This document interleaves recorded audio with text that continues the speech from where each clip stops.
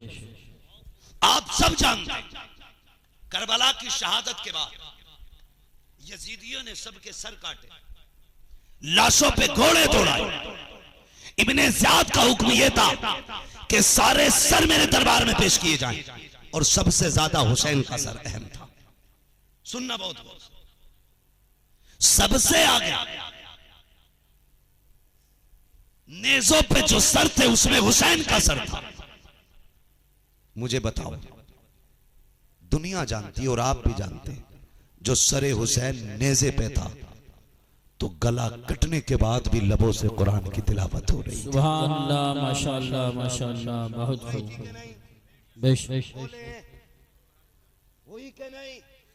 जिनका अकीदा वही बोले, वरना निकलने यहां से।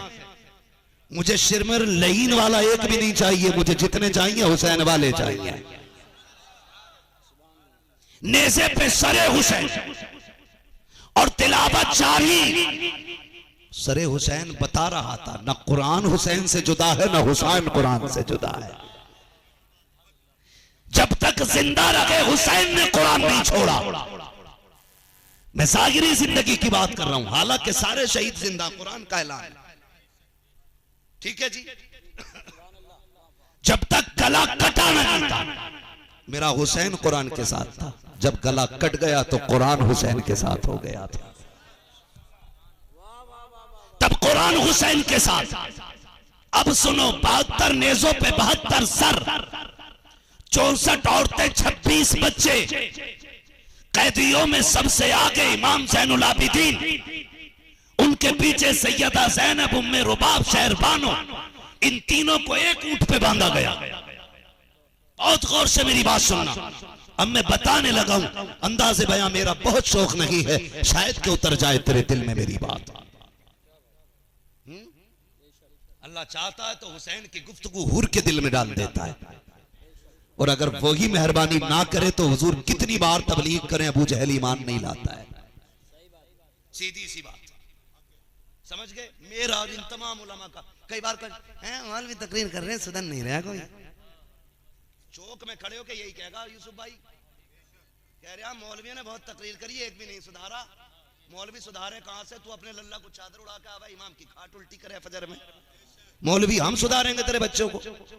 क्यों? तेरे लल्ला को फजर में सर्दी लग रही है, तू कंबल डाल के आया, और ये जिन्नात का बच्चा जिसकी खाट उल्टी कर रहा है। 5 मिनट इमाम लेट हो जाए सर्दी के मौसम में, निकालो जी, चलेगा नहीं। गैरत नहीं आती है? जितनी नमाज इमाम पे फर्ज है उतनी तेरे बेटे पे भी है।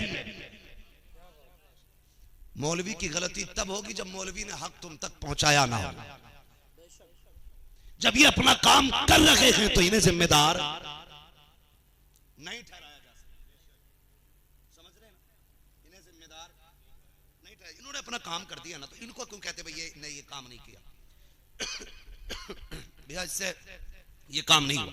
नहीं, तो मेरी बात सुनो बहुत गौर से, मैं इसलिए समझा रहा हूं।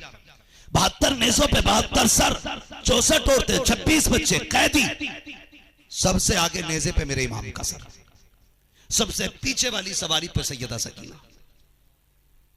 मैं आपको बताने लगा, यजीदियों ने इब्ने ज़ियाद के कहने पे उस लश्कर की इस तरह से तरबियत की थी कि ढोल वाले नए कपड़ों में सबसे आगे रखे थे। अब ढोल वालों की सच्चाई बोल रहा हूं मैं। अब देखें ढोल किधर था। हुसैन तो 10 की जोहर तक था। सुन रहे हैं ना मेरी बात? हुसैन 10 की जोहर पड़ी, मेरे हुसैन ने 10 की। उस वक्त तक ढोल नहीं देखा गया। जब 12 तारीख को यह कैदी बना के ले जाएगा तो सबसे आगे ढोल वाले, नए कपड़े उनको पहनाए गए, बड़े बड़े ढोल उनके गले में थे। और यह हुक्म यजीद का अमर इब्ने साद को इब्ने ज़ियाद का था कि ऐसी तशहीर के साथ लाना ताकि कोई यजीद की मुखालफत के लिए खड़ा ना हो सके, और जश्न मनाते हुए लाओ हमने बागियों पे फतह पाई है।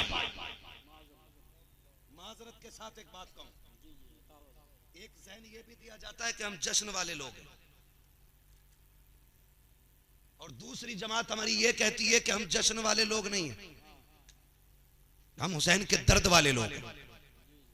आपसे एक बात अर्ज करना चाहता हूं, रोना मोहब्बत हुसैन में ये राफजियत नहीं,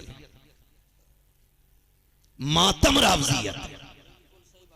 हुजूर अपने बेटे आंख में आंसू टप टप गिर रहे हैं। सहाबा ने कहा आका आपने रोने मना किया। फरमाया ये इस वाले रोने को मैंने मना नहीं किया। कहा हुजूर फिर ये कैसा रोना? फरमाया ये मोहब्बत का रोना है। आशिक के सामने जिक्र हुसैन को आंख में आंसू आ जाए तो राफजियत नहीं, ये मोहब्बत है हुसैन। और आप अगर इसे राफजियत कहते हो तो उस शहादत से पहले मेरा नबी रोया, शहादत वाले दिन भी नबी रोए। हजरत उम्मे सलमा वाली रिवायत आप पढ़ें। और पहले की कहानी हजरत इमाम हुसैन पैदा हुए, हुजूर की गोद में जिब्रील मिट्टी लाए करबला की, आपने उम्मे सलमा को दी, हुजूर उस दिन भी रोए। ओ भाई कान खोल के बात सुने, मैं तो कहता हूं ना जश्न कर ना गम कर, तू पक्का हुसैनी बन, हुसैनी बन। 10 तारीख को ना काले कपड़े पहनने और ना आगे खुशी के गोले फोड़ने। 10 तारीख का सूरज निकले तो हर घर से कुरान की तिलावत की आवाज आनी चाहिए। मस्जिद की सफ में पैर रखने जगह ना हो, ताकि दुनिया को यह पता चल जाए आज जिसका 10वां दिन है, ना वो ढोल वाला था, ना वो बाजे वाला था, या तो कुरान वाला था, या वो मस्जिद में नमाज पढ़ने। नारे तकबीर, नारे रिसाला, नारे हैदरी, नारे गौसियत, मसलके आला हजरत, फैजान आला हजरत, फैजान हुजूर मुफ्ती आज़म हिंद, फैजान ख्वाजा गरीब नवाज, फैजान हुजूर साबिर पाक, फैजान हुजूर मखदूम सिमना, हजरत अल्लामा मुफ्ती हम्माद रज़ा साहिब क़िबला। सुभान अल्लाह, सुभान। सबसे आगे ढोल वाले, उनके पीछे शहीदों के सर, उनके पीछे खानवादे नबविया की शहजादियां, उनके पीछे बाकी के कैदी। तवज्जो कीजिए, बात बयान करने लगा, ढोलक भी समझे। एक बस्ती से जब ये काफिला गुजरने लगा, है तवज्जो, चलूं आगे। जब काफिला गुजरने लगा एक बस्ती से ना, एक नाबीना खड़े होकर भीख मांग रहा था। उसके साथ एक बच्चा था जिसकी उंगली पकड़ के वो आता था। उसने ढोल की आवाज सुनी ना, तो उसने कहा लगता है बेटे कोई बारात आ रही है। जब दूल्हा करीब आ जाए तो मुझे इशारा करना, मैं उस वक्त भीख मांगूंगा।